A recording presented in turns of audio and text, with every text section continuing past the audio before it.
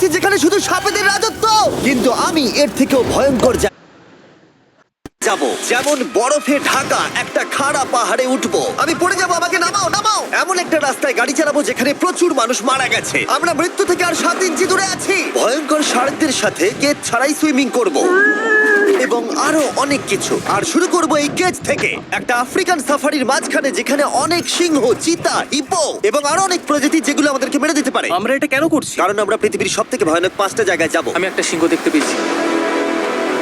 ও মাই god, এটা আমরা কেন করছি? আর যাতে সিংহরা আমাদের কাছাকাছি আসে তাই আমি অনেক মাংস এনেছি। ছড়িয়ে এবং কেজের চারপাশেও ঝুলিয়ে দেব।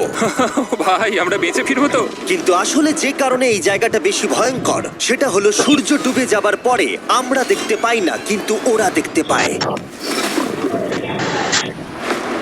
জিমি, ওদিকে দুটো সিংহ রয়েছে।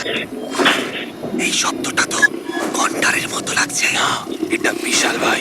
সবকিছু রাতে বেরোয় কেন? ভাই, আমাদের সিংহটা পুরো ঘিরে ধরেছে। আমাদের থেকে মাত্র 20 ফুট দূরে রয়েছে ওরা।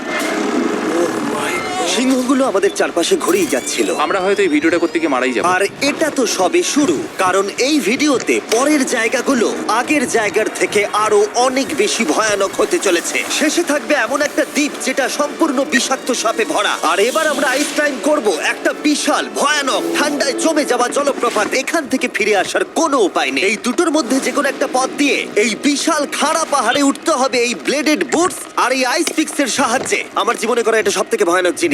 আমার জন্য প্রার্থনা করো। জিমি, তুমি চাও আমরা এই পাহাড়টা চড়ে ওপরে উঠি? হ্যাঁ।